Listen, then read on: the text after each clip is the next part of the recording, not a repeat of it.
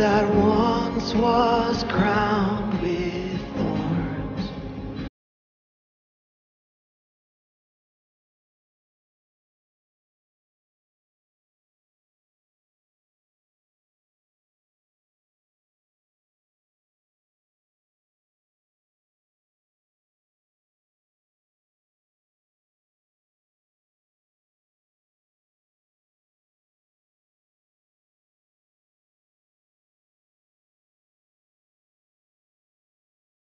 Haleluya, Shalom Jemaat GBI Ebenezer.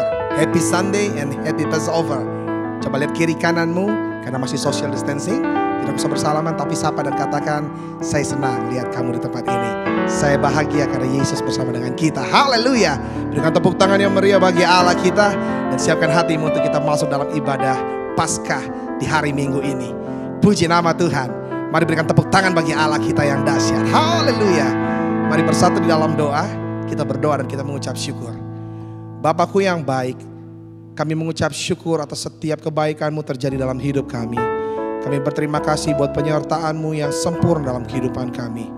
Di saat-saat seperti ini Bapa, di tengah-tengah masalah yang sedang terjadi di bangsa kami tahu campur tangan Tuhan selalu terjadi di tengah-tengah kehidupan kami. Kami bersyukur kami boleh ada sebagaimana kami ada. Semua karena anugerah Tuhan berlaku atas kami. Dan izinkan kami pagi hari ini boleh menikmati ibadah dari tempat kami masing-masing. Bersama dengan keluarga, bersama dengan rekan-rekan kami, dengan saudara kami. Kami boleh meninggikan nama Tuhan, memuji, menyembah, melompat, menari, bersuka cita. Karena kami tahu roh yang hidup itu ada di tengah-tengah kami. Dan memampukan kami untuk menikmati setiap kebaikan-Mu. Terima kasih Bapa. Kami tabiskan ibadah di hari ini ke dalam satu nama yang penuh kuasa, nama yang layak dipuji dan disembah, yaitu Yesus Kristus Tuhan kami. Kami berdoa dan mengucap syukur. Haleluya. Sama-sama katakan amin. Haleluya. Berikan tepuk tangan yang meriah bagi Allah kita. Haleluya. Mari saudaraku bangkit berdiri bersama. Lihat kiri kananmu, kasih toast dan katakan Allah kita dahsyat. Dengan pujian yang bersama dengan saya dengan penuh sukacita, dan nyatakan ya Allah yang membawa kemenangan bagi hidup kita. Haleluya. Angkat suaramu dengan saya, sama-sama katakan anak Allah, Yesus namanya, menyembuhkan, menyucikan, bahkan mati, tebus dosaku, kubur kosong, membuktikan Dia hidup. Oh yeah, oh yeah. Naikkan bersama pujian ini. Sekali lagi, angkat suaramu dan katakan, oh anak Allah, come on. Anak Allah, Yesus namanya, katakan menyembuhkan, menyembuhkan, menyucikan, bahkan mati, tebus dosaku, kubur kosong, membuktikan Dia hidup. Come on, sebab Dia hidup. Katakan ada hari esok, ada hari esok, sebab Dia hidup. Ku tak gentar, karena ku tahu Dia pegang hari esok. Hidup jadi berarti sebab Dia hidup. Tetap bertepuk tangan dengan penuh sukacita. Haleluya. Katakan anak Allah, oh anak Allah. Katakan Yesus namanya, Yesus namanya, menyembuhkan, menyucikan. Oh, katakan bahkan mati, tebus dosa saudara dan saya, tebus dosaku, kubur kosong, membuktikan Dia hidup. Kamu katakan hari esok. Oh yeah, sebab Dia hidup. Ku tak gentar karena ku tahu Dia pegang hari esok. Hidup jadi berarti sebab Dia hidup. Katakan sebab Dia hidup. Sebab Dia hidup, ada hari esok. Yes, katakan pujian ini, come on. Sebab Dia hidup, ku tak gentar. Oh, karena ku tahu Dia pegang hari esok. Hidup jadi berarti sebab Dia hidup. Sebab Dia hidup, ada hari esok. Katakan sebab Dia hidup, ku tak gentar karena ku tahu Dia pegang hari esok.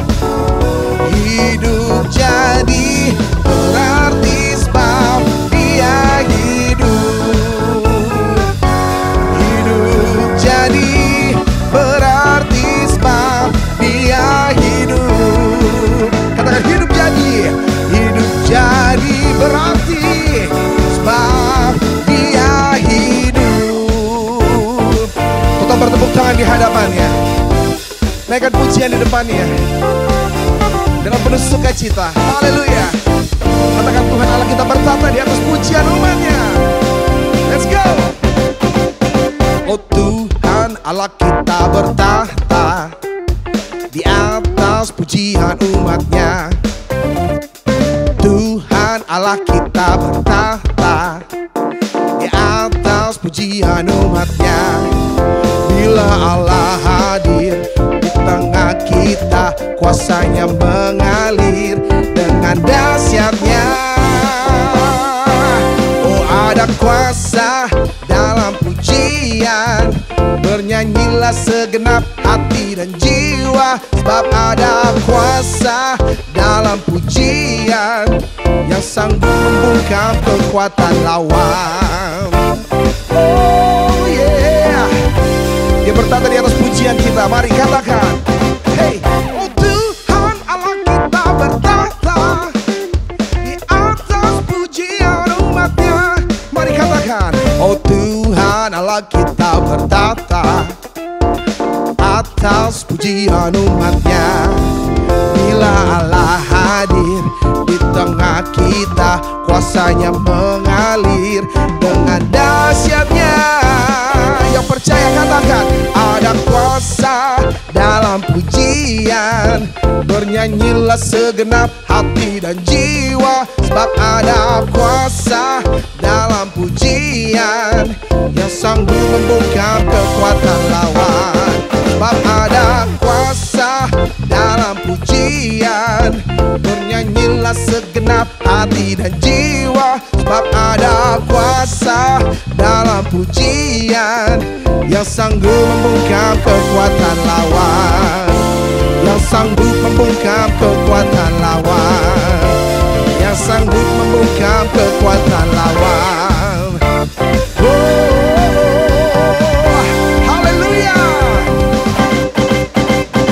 Tepuk tangan sorak-sorai bagi Allah kita. Come on, lebih dahsyat lagi. Kasih tos kiri kananmu dan katakan Allah kita dahsyat. Haleluya, haleluya. Haleluya, mari dengan bersuka cita naikkan pujian ini bersama dengan saya. Janjinya berkata, Dia jadikan kita lebih dari pemenang. Sama Dia, kita cakap dalam segala hal. Mari, angkat suaramu dan katakan, lebih dari pemenang.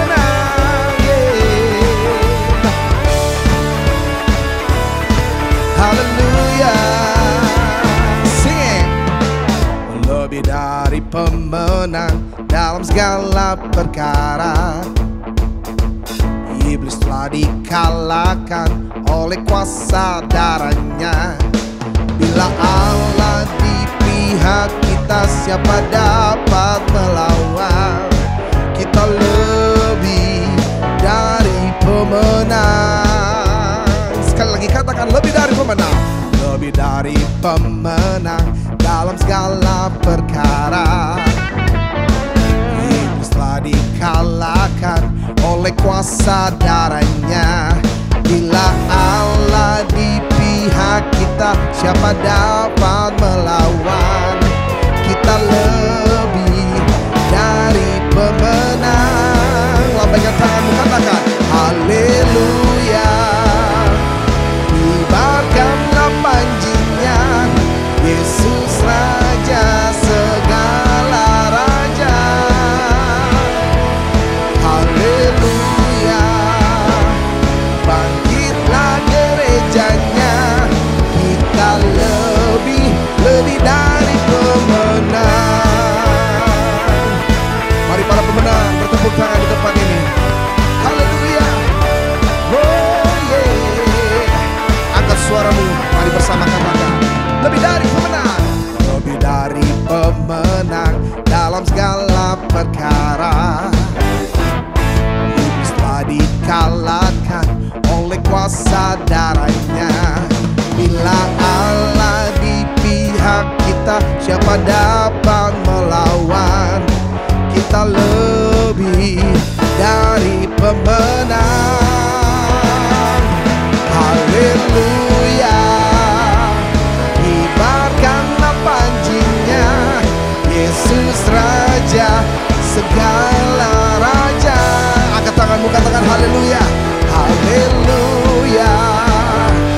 Bangkitlah gerejanya, kita lebih dari pemenang. Lebih dari pemenang, katakan amin. Oh yes. Saya dan saudara lebih dari pemenang. Amin, karena kita punya Allah yang dahsyat. Sama-sama katakan, saya lebih dari pemenang. Oh, katakan, kita lebih dari pemenang. Tunjuk kiri kananmu bila ada saudaramu, katakan, kamu lebih dari pemenang. Yeah. Oh, kita lebih dari pemenang. Haleluya. Bila Allah di pihak kita, siapa dapat melawan? Kita lebih dari pemenang. Let's go. Haleluya. Kibarkanlah panjinya, Yesus Raja segala raja. Oh haleluya. Bangkitlah gerejanya, kita lebih dari pemenang. Katakan, saya lebih dari pemenang. Katakan, Indonesia lebih dari pemenang. Haleluya. Berikan tepuk tangan sekali lagi bagi Allah kita. Mari saudara, siapkan hatimu untuk kebenaran firman Tuhan ditabur. Kami bersyukur atas pengorbananmu di atas kayu salib. Kau selamatkan kami, Kau layakkan kami untuk memanggil Engkau Bapa. Karya yang mulia tergenapi di dalam hidup kami. Terima kasih Yesus. Mari naikkan pujian ini bersama dengan saya. Dalamnya kasih-Mu Bapa, terlebih dari segalanya, pengorbanan yang termulia selamatkanku. Dengan darah yang tercurah, ampuniku atas dosa. Ku bersujud kepadamu, oh Yesusku. Sembah Dia, mari katakan, Engkau ku sembah, Kau yang terindah, pulihkan ku dengan darah-Mu. Engkau ku sembah, Bapa mulia, seumur hidupku ku mau menyembah-Mu. Oh, terima kasih Yesusku. Katakan, dengan darah-Mu, dengan darah yang tercurah, ampuniku atas dosa. Ku bersujud kepadamu, oh Yesusku. Angkat tanganmu, sembah Dia, katakan, Engkau ku sembah, Kau yang terindah, pulihkan ku dengan darah-Mu. Engkau ku sembah, Bapa mulia, seumur hidupku ku mau menyembah-Mu. Oh, seumur hidup kami kan menyembah-Mu. Terima kasih buat kebaikan-Mu, buat pengorbanan-Mu. Oh, sungguh Kau segalanya bagi kami. Sama-sama katakan, Engkau ku sembah, Kau yang terindah, pulihkan ku dengan darah-Mu. Engkau ku sembah, Bapa mulia, seumur hidupku ku mau menyembah-Mu. Seumur hidupku ku mau menyembah-Mu. Seumur hidupku ku mau menyembah-Mu.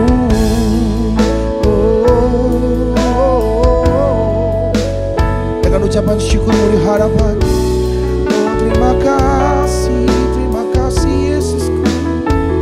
Seumur hidupku ku mau menyembah-Mu, senangkan hati-Mu. Oh. Sekali lagi naikkan pujian ini, katakan, Engkau ku sembah, Kau yang terindah, pulihkan ku dengan darah-Mu. Engkau ku sembah, Bapa mulia, seumur hidupku ku mau menyembah-Mu.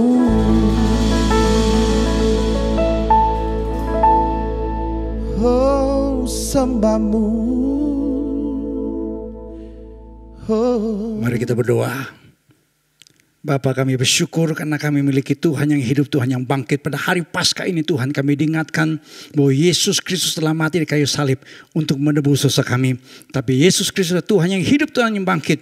Sehingga pada waktu kami percaya kepada Tuhan Yesus, kami tidak binasa, kami boleh hidup yang kekal. Pada hari Paskah ini kami diingatkan akan kemenangan yang Tuhan Yesus telah berikan dalam hidup kami. Walaupun kami masih dalam suasana yang sepertinya Tuhan, tapi kami tahu Paskah membuat kami menjadi orang-orang percaya yang punya pengharapan. Ada kemenangan, ada keajaiban. Biarlah firman Tuhan berbicara buat kami. Kami menjadi orang-orang percaya yang menang dan lebih dari pemenang. Dalam nama Tuhan Yesus kami siap diberkati oleh firman-Mu. Haleluya. Yang percaya katakan bersama dengan saya.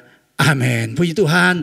Hari Paskah ini saya mengatakan bahwa saudara, Yesus Kristus Tuhan yang hidup, Tuhan yang bangkit. Selamat Paskah. Tuhan kita adalah Tuhan yang telah mengalahkan maut. Puji Tuhan. Pada hari Paskah ini saya akan bagian firman Tuhan yang berjudul Kristus sungguh bangkit, yang saya bacakan dalam Lukas pasal 24 ayat yang ke-36 sampai dengan ayat yang ke-40. Lukas 24 ayat 36 sampai 40 berkata, dan sementara mereka bercakap-cakap tentang hal-hal itu, Yesus tiba-tiba berdiri tengah-tengah mereka dan berkata kepada mereka, damai sejahtera bagi kamu. Mereka terkejut dan takut dan menyangka bahwa mereka melihat hantu.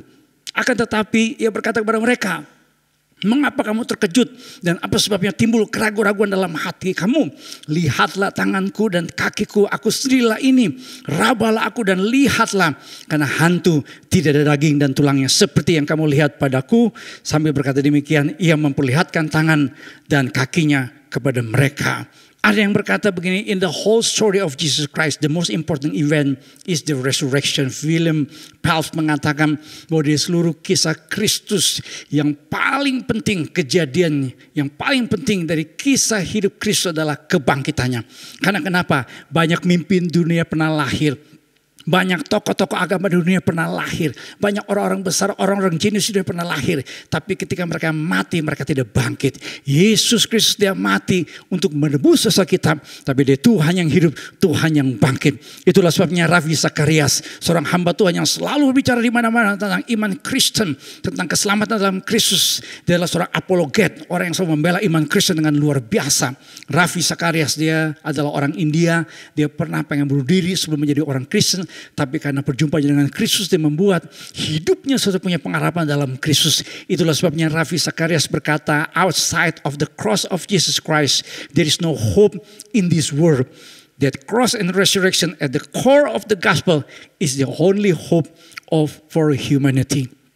Pengharapan terhadap yang namanya kehidupan manusia adalah salib Kristus. Seluruh dunia sekarang sedang berharap ditemukannya namanya vaksin untuk virus corona. Tetapi sungguhnya saudara, dunia sudah menemukan sebuah vaksin untuk dosa manusia. Yang namanya virus dosa. Saya selalu mengatakan beberapa khotbah yang lalu saudara, virus dosa itu lebih bahaya daripada virus corona. Kenapa? Karena virus corona hanya membunuh tubuh manusia. Tapi namanya virus dosa, dia membunuh tubuh, roh dan jiwa manusia. Ketika manusia mati dalam dosa, dia tidak punya pengharapan yang kekal. Jadi puji Tuhan saudara, Injil Yesus Kristus itu pengharapan buat setiap kita. Michael Green mengatakan tanpa iman kepada kebangkitan Kristus tidak akan pernah ada yang namanya kekristenan. Jadi dengan kata lain, tanpa kebangkitan Kristus tidak akan pernah ada yang namanya kekristenan. Kenapa? Karena pengakuan iman kita dalam Roma 10 ayat yang ke-9 berkata, sebab jika kamu mengaku dengan mulutmu bahwa Yesus adalah Tuhan dan percaya dalam hatimu bahwa Allah telah membangkitkan dia dari antara orang mati, maka kamu akan diselamatkan. Jika Kristus tidak dibangkitkan, maka sia-sialah kepercayaan kamu dan kamu masih hidup dalam dosamu. 1 Korintus 15 ayat 17. Kenapa saudara?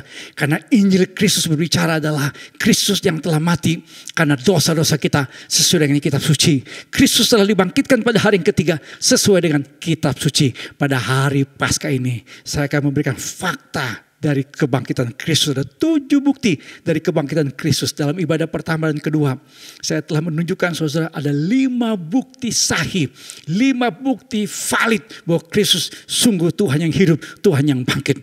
Sekarang mari kita lihat saudara bukti penampakan diri Kristus yang berulang kali yang membuktikan tentang kebangkitannya. Lukas 24 ayat 36 berkata, dan sementara mereka bercakap-cakap tentang hal itu, Yesus tiba-tiba berdiri tengah-tengah mereka dan berkata kepada mereka, damai sejahtera bagi kamu. Mereka terkejut dan takut dan menyangka bahwa mereka melihat hantu. Tuhan Yesus menampakkan diri lagi kepada Maria, tapi Maria menyangka bahwa Yesus adalah penunggu taman. Memang saudara, kalau orang tidak sungguh percaya, aneh-aneh pemikiran tentang kebangkitan Kristus. Kalau orang tidak sungguh percaya kepada Kristus yang bangkit, macam-macam teori, banyak-banyak dugaan. Yang namanya Maria berpikir saudara, dia memikirkan bahwa Yesus adalah penunggu taman. Seperti dalam Yohanes 20 ayat 15 mengatakan demikian. Saudara-saudara, ada 5 teori tentang kebangkitan Kristus. Teori ini macam-macam. Tapi ada teori yang namanya teori halusinasi. Jadi para teolog yang disebut dengan teolog liberal, ya liberalism theology, selalu tidak percaya kepada Kristus yang bangkit. Jadi mereka bikin satu teori. Teorinya salah satunya disebut teori halusinasi. Jadi para teolog yang tidak percaya kepada kebangkitan Kristus mengatakan bahwa para pengikut Yesus dianggap mengalami halusinasi. Seakan-akan mereka melihat Yesus bangkit dari kuburnya padahal tidak. Jadi menurut teori ini, obsesi kebangkitan inilah yang mendorong pengikut Kristus percaya seakan-akan Yesus bangkit. Profesor Dr. Rudolf Bultmann yang pemikirannya banyak, ya, diadopsi, dipakai, dipercayai oleh banyak ahli teologi di dunia, teologi liberal khususnya, mengajarkan satu teologi yang namanya teologi demuteologisasi. Dia mengatakan bahwa Kristus tidak bangkit secara faktual, tidak pernah ada yang namanya Kristus bangkit, itu cuma mitos. Saudara, jadi yang namanya Rudolf Bultmann tidak percaya kepada Kristus yang bangkit. Saya mau kasih tahu, walaupun dia ahli teologi, walaupun dia punya gelar profesor, doktor teologi, gelarnya STH, MA, MD, MTH, PhD, PPD, mikro angkot, profesor, kaburator, saudara. Tapi kalau tidak percaya kepada Kristus yang bangkit, dia sebenarnya tidak mengajarkan kebenaran firman Tuhan, Injil yang murni. Saudara, ada teori penampakan roh Yesus. Jadi teori ini beranggapan bahwa yang bangkit bukanlah tubuh fisik Yesus, tetapi rohnya yang nampak kepada para murid sebagaimana yang dipercaya di sekitar Palestina. Teori ini mengatakan bahwa sebenarnya setelah Yesus mati di kayu salib, ia tidak bangkit dari kematian, namun arwahnya katanya yang menampakkan diri seperti kasus-kasus paranormal. Ini orang terlalu banyak nonton film horor, saudara. Saudara, dalam Yohanes 20:27, Tuhan Yesus menampakkan diri kepada Thomas secara langsung dan membuktikan bahwa bukan rohnya.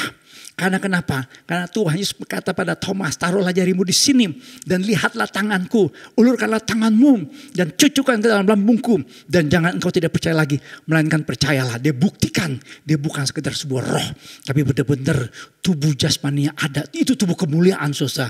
Tuhan Yesus juga makan bersama dengan para murid setelah kebangkitannya. Ini membuktikan Yesus Kristus adalah Tuhan yang hidup, Tuhan yang bangkit. Berikan kemuliaan buat Tuhan kita. Haleluya. Saudara, tapi ada teori lagi yang mengatakan Yesus tidak mati, hanya pingsan. Teori ini katanya mengatakan ya bahwa Yesus pingsan. Nah, karena kubur itu dingin, maka Yesus ya sadar, kemudian dia berkelana dan mati, kemudian dikuburkan di sebuah daerah di Israel, ya, makan di Talpot. Saudara-saudara, ini teori yang mengatakan bahwa Kristus tidak mati, hanya pingsan. Barbara Thiering, ahli teologi dari Australia, memegang pandangan ini. Albert Schweitzer, seorang teolog liberal yang tidak percaya kepada Kristus yang bangkit, juga mengatakan teori ini, mengatakan bahwa Kristus tidak mati, dia hanya pingsan saja. Saudara, kalau orang mengatakan bahwa Kristus hanya pingsan, saudara harus belajar ya di dalam sejarah bagaimana orang pada waktu itu disalib. Di dalam penyaliban Yesus, penderitaan Kristus sangat luar biasa. Kemarin Jumat Agung saya memberikan beberapa fakta. Saya mau ulangi lagi, saudara, bahwa pada waktu Yesus ya dianiaya, disiksa, menderita dan di kayu salib, saudara, dia mati. Itu penderitaannya sangat luar biasa. Saudara boleh lihat data ini. Dia menerima 242 cambukan. Tuhan Yesus, saudara, mengucurkan 6,5 liter darah. Dan penelitian seorang dokter yang namanya Dr. C. Truman Davis mengatakan secara anatomi fisiologis Kristus sungguh-sungguh mati, tidak mungkin bisa bertahan dengan yang namanya penyaliban pada zaman tentara Romawi. Saudara-saudara, yang kita percaya adalah apa? Tuhan Yesus tidak pingsan, bukan halusinasi, bukan roh Yesus yang menampakkan diri kepada para murid, tetapi berulang kali Tuhan Yesus menampakkan diri kepada orang-orang yang percaya kepadanya, kepada Maria Magdalena, kepada para perempuan, kepada Petrus, kepada murid-murid yang perjalanan ke Emmaus, kepada 10 murid, kepada ke-11 murid, kepada 7 murid di Galilea. Bukti Kristus bangkit dari Injil-Injil sampai dengan kitab Wahyu. Yesus menampakkan diri 17 kali, berulang kali. Dia menunjukkan, membuktikan bahwa dia adalah Tuhan yang hidup, Tuhan yang bangkit. Bahkan dalam 1 Korintus 15 ayat 5-6. Tuhan Yesus menampakkan diri menurut data yang saya baca dalam 1 Korintus 15 ayat yang ke-6 kepada lebih dari 500 saudara sekaligus. Saudara, dia menampakkan diri kepada Saulus. Tadi dalam ibadah sebelumnya saya khotbahkan, saya singgung tentang Saulus, seorang penganiaya. Tetapi di dalam perjalanan ke Damsyik, ketika dia mau tangkap pengikut Yesus, Saulus mengalami perjumpaan dengan Kristus. Dia mendengar suara yang berkata, Saulus, Saulus, mengapakah engkau menganiaya aku? Dan Yesus, saudara, berkata, akulah Yesus yang kau aniaya itu. Saulus bertanya, siapakah engkau Tuhan? Saudara-saudara, tadi dalam ibadah sebelumnya saya jelaskan kenapa yang namanya Saulus marah kepada orang-orang yang namanya pengikut Yesus. Karena orang Yahudi itu penganut monoteisme. Jadi ketika mereka dengar orang Yahudi panggil Yesus Tuhan, jadi mereka marah. Mereka tangkap pengikut Yesus karena dianggap menghujat agama Yahudi. Saudara-saudara, tapi di sini Saulus ketika berjumpa dengan Kristus yang bangkit, Kristus yang hidup, Kristus yang maha kuasa, dia langsung berkata, siapakah engkau Tuhan? Dalam bahasa Yunani dipakai istilah kurie. Itu bentuk vokatif dari kurios. Saudara ngerti? Saya juga gak ngerti. Saudara-saudara, yang dikatakan dalam bahasa aslinya adalah siapakah engkau Tuhan. Jadi betul-betul saudara, Saulus mengakui bahwa Yesus adalah Tuhan. Kenapa? Karena dia berjumpa dengan Kristus, Tuhan yang hidup. Kalau saudara percaya kepada Kristus yang hidup, maka saudara akan mengalami sesuatu yang luar biasa. Hidup saudara akan mengalami hal yang berbeda. Karena kenapa? Dia sungguh Tuhan yang hidup, Tuhan yang bangkit. Seperti Santu Sundar Singh, hidupnya berubah. Dia menjadi seorang rasul bagi orang-orang di India. Dia dulu adalah orang yang tidak percaya pada iman Kristen, tidak percaya pada Yesus Kristus. Dia bakar Alkitab, dia suka lempar yang namanya gedung gereja dengan batu. Tetapi Tuhan Yesus datang dan berjumpa dengan dia secara pribadi. Dan akhirnya tercatat dalam sejarah gereja di India. Ada yang namanya Santu Sundar Singh, seorang rasul bagi orang-orang di India. Saudara-saudara, saya suka menjelaskan, kalau saudara bisa lihat gambar ini. Ada yang namanya the 1040 window, jendela 1040. Ini adalah daerah yang terbentang dari 10 derajat lintang utara sampai 40 derajat lintang utara. Ini daerah saudara dari Northern Africa, Middle East, India, China, Malaysia. Ini daerah-daerah yang 90% ini adalah orang-orang yang belum percaya kepada Kristus. Ini daerah saudara yang sekarang jadi doa bagi para misionaris, doa bagi orang Kristen, doa bagi penginjilan sedunia. Di mana orang-orang berdoa supaya di daerah ini, di jendela 1040, the 1040 window, banyak orang diselamatkan. Kenapa? Karena di sini daerah yang paling sedikit orang Kristennya, paling sedikit misionarisnya, paling sedikit hamba Tuhannya, dan paling miskin secara ekonomi. Saudara-saudara, ini daerah sebenarnya sangat sulit diinjilin. Kenapa? Karena ini daerah saudara sangat resisten terhadap Injil Kristus. Saudara-saudara, tapi puji Tuhan, saya baca bukunya Louis Bush yang berjudul The Move of the Holy Spirit in the 1040 Window. Louis Bush mengatakan di jendela 1040, di daerah yang tadi saya katakan yang paling sedikit orang Kristennya, paling sedikit hamba Tuhannya, dan paling miskin, sekarang terjadi sesuatu yang luar biasa. Contohnya, ada sebuah siaran rohani yang berjudul The Joseph Hour. Ini satu siaran Kristen yang mengudara yang bisa dijangkau sampai di Afrika Utara dan Timur Tengah. Ternyata ketika siaran radio ini ditangkap oleh orang-orang di wilayah Afrika Utara dan Timur Tengah, banyak orang yang memberikan respon, yang mengatakan bahwa mereka sering mimpi, dapat penglihatan, berjumpa dengan Kristus. Jadi Louis Bush mencatat dalam bukunya, saya punya buku ini sudah dalam versi bahasa Indonesia, menceritakan sekarang banyak di daerah ini yang di mana orang susah diinjilin, di banyak misionaris susah masuk di sana, tidak bisa sembarang untuk beritakan Injil di sana, tetapi banyak orang yang berjumpa dengan Kristus dalam mimpi dan penglihatan. Contohnya lagi, Louis Bush menceritakan dalam bukunya, ada seorang wanita Kristen di Mesir yang diminta mendoakan istri seorang pemimpin agama yang ternyata sang pemimpin tersebut yang semula suka menghancurkan gereja-gereja di kota itu di Mesir, ternyata dia sudah menjadi orang percaya dan menjadi saksi Kristus. Kenapa? Karena orang ini yang semula menghancurkan gereja berjumpa dengan Kristus. Dia mengatakan bahwa Yesus menampakkan diri kepadanya seperti gambar yang putih dan terang dan menunjukkan kepadanya lubang di tangan dan di kakinya. Orang ini yang semula saudara menghancurkan gereja, tapi Tuhan menampakkan diri kepadanya dan dia menjadi orang percaya. Saya meyakini sampai hari ini Tuhan Yesus adalah Tuhan yang hidup. Dia bisa membuat orang yang tidak percaya menjadi percaya. Dia Tuhan yang hidup. Haleluya. Berikan kemuliaan buat Tuhan kita. Puji Tuhan. Yang kedua saudara, bukti perubahan hidup orang yang percaya kepada Tuhan Yesus Kristus. ini bukti dari serangkaian khotbah saya yang terakhir. Yaitu bukti orang-orang yang hidupnya dirubah karena percaya kepada Yesus Kristus sebagai Tuhan dan Juru Selamat dalam hidupnya. Roma 6 ayat yang keempat sampai dengan ayat yang kelima dikatakan begini. Dengan demikian kita telah dikuburkan bersama-sama dengan Dia oleh baptisan dalam kematian, supaya sama seperti Kristus telah dibangkitkan dari antara orang mati oleh kemuliaan Bapa, demikian juga kita akan hidup dalam hidup yang baru. Sebab jika kita telah menjadi satu dengan apa yang sama dengan kematiannya, kita juga akan menjadi satu dengan apa yang sama dengan kebangkitannya. Ungkapan di sini yang berkata kita akan hidup dalam hidup yang baru. Kata baru selalu saya bedakan antara neos dan kainos. Neos itu baru dari segi waktu, tapi kainos baru dari segi kualitas. Nah, di dalam Alkitab, khususnya dalam Roma pasal 6 yang tadi kita baca, ayat yang keempat, ungkapan kita akan hidup dalam hidup yang baru. Kata baru di sini bukan neos, tetapi kainos.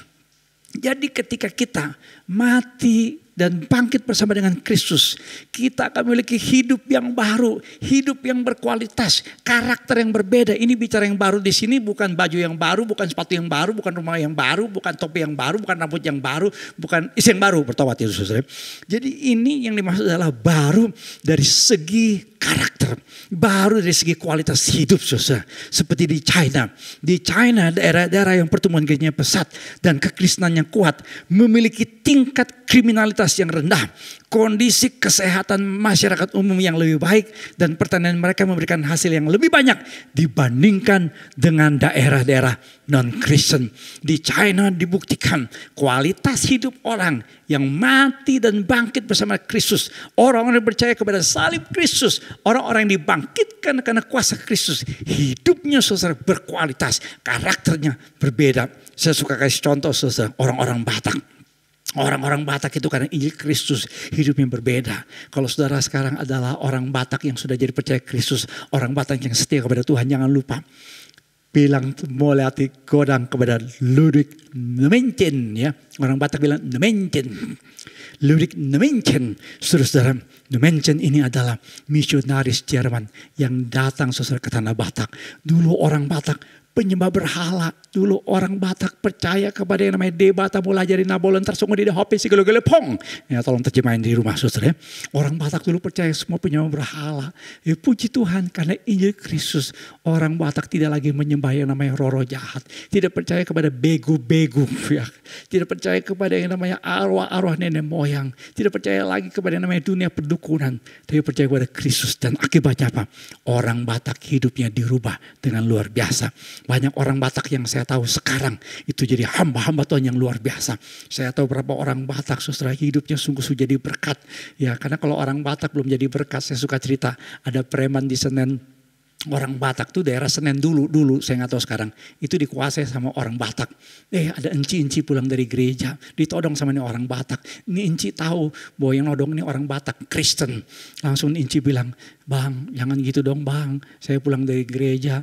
Masa abang tetap nodong saya sih? Saya pulang dari gereja. Nih liatin, saya masih nenteng Alkitab. Ini orang Batak yang masih teler habis dari Lapo Tuak, masih dalam suasana pengaruh alkohol, ngomong begini, jangankan kau pulang dari gereja, Rasul Paulus lewat pun kuto dong," katanya. Saudara-saudara, jadi Nemenchen yang mengubah orang Batak yang dulunya saudara hidup dalam penyembah berhala, sekarang menjadi orang yang percaya kepada Tuhan Yesus. Jadi jangan lupa orang-orang Batak. Sekarang kalau sudah jadi orang percaya, jangan lupa jadi berkat untuk memuliakan nama Tuhan. Haleluya. Uskup Desmond Tutu yang hari Jumat Agung kemarin saya juga singgung kesaksiannya. Dia memimpin gereja Anglikan di Afrika Selatan. Sudah pernah dengar kisah di Afrika Selatan, dulunya mereka dikuasai oleh paham apartheid. Ini paham di mana orang-orang kulit hitam dijajah orang-orang kulit putih. Tapi ketika terjadi pergantian kekuasaan, sudah tahu orang kulit hitam itu hampir membalas dendam sama orang kulit putih. Berapa kali hampir terjadi konflik sosial yang besar. Tapi Uskup Desmond Tutu selalu berkata buat orang kulit hitam, berdoalah untuk orang kulit putih. Saudara-saudara, Kenapa? Karena Uskup Desmond Tutu mengajarkan nilai-nilai iman Kristen yang benar. Kalau orang hidup dalam Kristus, pasti kainosnya, kuasa Kristus yang membangkitkan kita, mengubah hidup kita. Siapa dalam Kristus? 2 Korintus 5:17. Dialah ciptaan yang baru, yang lama sudah berlalu, sesungguhnya yang baru sudah datang. Manusia lama dalam Kristus, dalam manusia yang hidup dalam daging, hidup dalam percabulan, kecemaran, hawa nafsu, penyembahan berhala, sihir, perseteruan, perselisihan, iri hati, amarah, kepentingan diri sendiri, pencitraan, roh pemecah, kedengkian, kemabukan pesta dan sebagainya. Ini adalah manusia saudara yang masih hidup lama, yang belum mengalami hidup baru, belum mengalami kuasa kematian dan kebangkitan Kristus. Orang yang telah mengalami manusia baru, yang telah dibangkitkan bersama dengan Kristus, yang percaya bahwa Kristus bangkit dan memberikan dia hidup yang baru, dia akan hidup di dalam kasih, sukacita, damai sejahtera, kesabaran, kemurahan, kebaikan, kesetiaan, kelemah lembutan, dan penguasaan diri. Saudara mungkin bertanya, bagaimana kita menjadi manusia baru dalam kuasa kematian dan kebangkitan Kristus? Saudara, di dalam Roma pasal 6 ayat 4 dikatakan begini.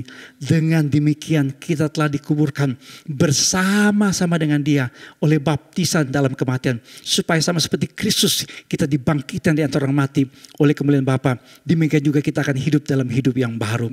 Ungkapan di dalam Roma pasal yang ke-6 ayat yang ke-6. Karena kita tahu sekarang manusia lama kita telah disalibkan bersama dengan Kristus.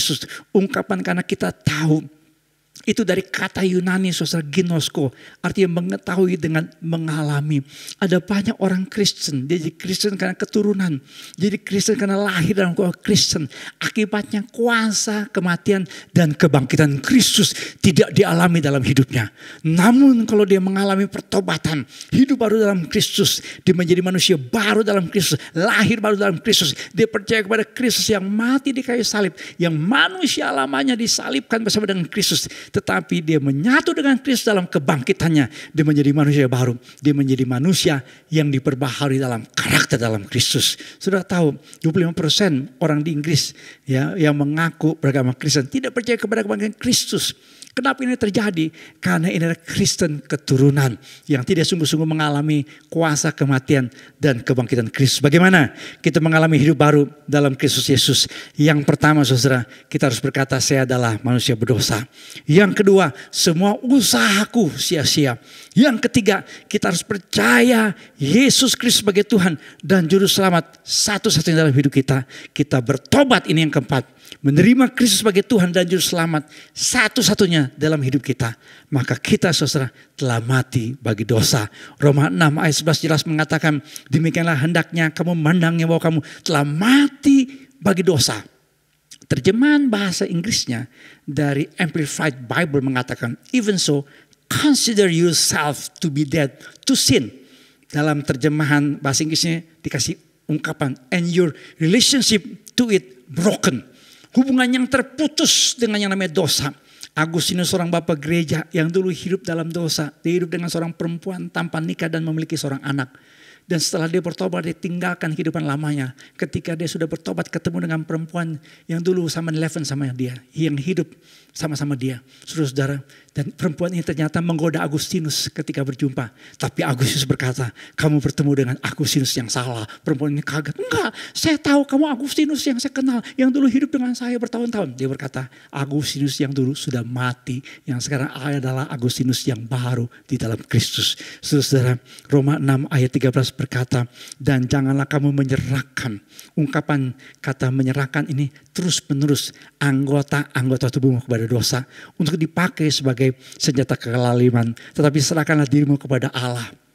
Terjemahan bahasa Inggrisnya ada yang menerjemahkan in a decisive act, sebuah tindakan yang firm, yang tegas, yang mantap sebagai orang-orang yang dahulu mati tetapi yang sekarang hidup. Dan serahkanlah, sekali lagi ini perintah terus menerus, anggota tubuhmu kepada Allah untuk menjadi senjata kebenaran. Kalau saudara Bapak Ibu sekalian percaya kepada Kristus yang mati dan bangkit, maka kita akan mengalami proses of salvation. The process of salvation seperti ini. Dari kita dibenarkan. Bapak Ibu sekalian percaya kepada Kristus yang mati dan bangkit. Kalau saudara percaya, saudara telah mengalami yang namanya justification. Saudara lihat yang paling bawah itu. Ya, itu manusia yang mati dalam dosa, tapi setelah percaya Kristus, dia ada point of conversion. Ini Kristen pertobatan. Tetapi sebelum kita mengalami kemuliaan bersama dengan Kristus, kalau Kristus datang dalam awan kemuliaan, kita akan mengalami yang namanya point of glorification. Saudara-saudara, ada yang namanya sanctification, di mana hidup kita saudara diperbaharui hari demi hari. Bukti Kristus Tuhan yang hidup, Tuhan yang bangkit adalah apa? Hidup kita adalah hidup yang baru, karakter yang baru dalam Kristus. Tunjukkan kepada dunia ini di tengah-tengah situasi yang seperti ini, bahwa kita adalah manusia yang percaya kepada Kristus yang mati dan bangkit di atas kayu salib, dan memberikan kita saudara kemenangan buat setiap kita. Kristus yang bangkit, kubur Yesus yang kosong, menampakkan diri yang berkali-kali kepada orang-orang percaya bahwa Dia adalah Tuhan yang hidup, membuat hidup kita jadi berbeda. Saya mau mengutip ungkapan dari Billy Graham yang berkata, when wealth is lost, nothing is lost. When health is lost, something is lost. When character is lost, all is lost. Kalau harta kita saudara hilang, tidak ada yang hilang. Tapi kalau kesehatan kita hilang, ada sesuatu yang hilang. Itulah sebabnya kita harus sekarang mengalami saudara apa yang namanya pembatasan secara ini namanya physical distancing. Tujuannya apa? Supaya kita jangan saudara terganggu dalam kesehatan. Tetapi ada yang lebih penting dari menjaga kesehatan, yaitu apa? Karakter kita. Saudara, puji Tuhan, di dalam Yesus Kristus karakter kita diperbaharui. Karena Kristus mati di kayu salib, Dia menebus dosa kita, manusia lama kita telah disalibkan, dan kita dibangkitkan bersama dengan Kristus menjadi manusia baru di dalam Kristus. Saudara, pada hari Paskah biasa kita nyanyi lagu Anak Allah, Yesus namanya, menyembuhkan, menyucikan, bahkan mati tebus dosaku, kubur kosong membuktikan Dia hidup. Sebab Dia hidup, ada hari esok. Sebab Dia hidup, ku tak gentar, karena ku tahu Dia pegang hari esok. Hidup jadi berarti sebab Dia hidup. Saudara-saudara, pada hari Paskah ini kita percaya karena Kristus bangkit, Kristus hidup, kita punya hari esok. Kita menang dan jadi pemenang. Selamat hari Paskah, Yesus Kristus Tuhan yang hidup, Tuhan yang bangkit. Amin. Mari kita berdoa. Kami bersyukur Tuhan, karena pada hari ini kami ingat Kristus Yesus Tuhan yang hidup, Tuhan yang bangkit. Karena Tuhan Yesus Tuhan yang hidup, Tuhan yang bangkit, kami punya masa depan dalam Engkau Tuhan. Kami punya hidup yang kekal, kami punya pengharapan yang kekal dalam Engkau Tuhan Yesus. Dalam suasana yang seperti ini kami diingatkan, kami tidak boleh takut, kami tidak boleh gentar, karena kami ingat Tuhan Yesus ada dalam kehidupan kami. Tuhan Yesus menyertai kami, memegang tangan kami dan memberikan kami kemenangan. Mari Tuhan, Engkau pegang setiap tangan anak-anak-Mu yang mengikuti ibadah ini dari rumah masing-masing. Mungkin ada yang cemas, mungkin ada yang mulai takut, mulai ada yang bimbang karena pekerjaan, karena usaha, karena penghasilan yang mulai menurun. Mungkin juga ada yang sakit, mungkin juga ada anggota keluarganya yang terpapar virus corona. Tapi pada hari ini kami diingatkan Yesus Kristus Tuhan yang hidup, Tuhan yang bangkit. Kami percaya ketika Tuhan memegang tangan kami, menyertai kami, ada kemenangan, ada keajaiban, ada kesembuhan, ada jalan keluar, ada pertolongan Tuhan dalam kehidupan kami. Terima kasih Bapa, terpuji nama Tuhan karena Engkau memberikan kami kesempatan beribadah pada hari Paskah ini. Walaupun kami harus beribadah tetap di rumah kami masing-masing, tapi kami percaya Tuhan Yesus Tuhan yang hidup, Tuhan yang bangkit menyertai ibadah kami pada hari Paskah ini. Tuhan, kami mau berdoa untuk Indonesia, kami berdoa Tuhan bagi Indonesia, dan kami mau berkata buat Indonesia, Shalom bagi Indonesia, Shalom bagi Indonesia, Shalom bagi Indonesia. Berdoa untuk pemimpin kami, mulai dari Bapak Presiden, pimpin-pimpin tingkat pusat sampai tingkat daerah, di mana kami bersama-sama bangsa Indonesia menghadapi yang namanya pandemi virus corona. Berikan hikmat buat pemimpin kami, berikan juga kekuatan buat para tenaga medis, para dokter, para perawat, dan juga para pasien. Tuhan berikan kekuatan. Kami percaya Tuhan, perlindungan Tuhan ada atas kami semua. Terima kasih Bapa, pada hari Paskah ini Tuhan, kami bersyukur, kami berkata haleluya, karena Yesus Kristus Tuhan yang hidup, Tuhan yang bangkit. Sebelum kami mengakhiri ibadah Paskah ini Tuhan, kami mohon berkat Tuhan secara khusus kepada Engkau.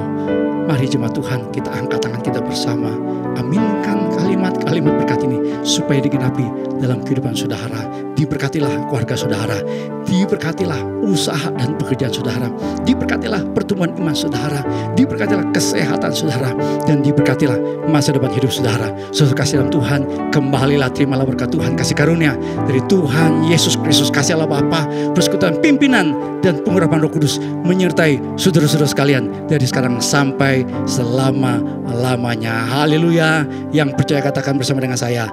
Amin. Haleluya. Berikan kemuliaan buat Tuhan kita. Yesus Kristus Tuhan yang hidup, Tuhan yang bangkit. Dalam Kristus ada hari esok, ada kemenangan, ada keajaiban. Tuhan memberkati.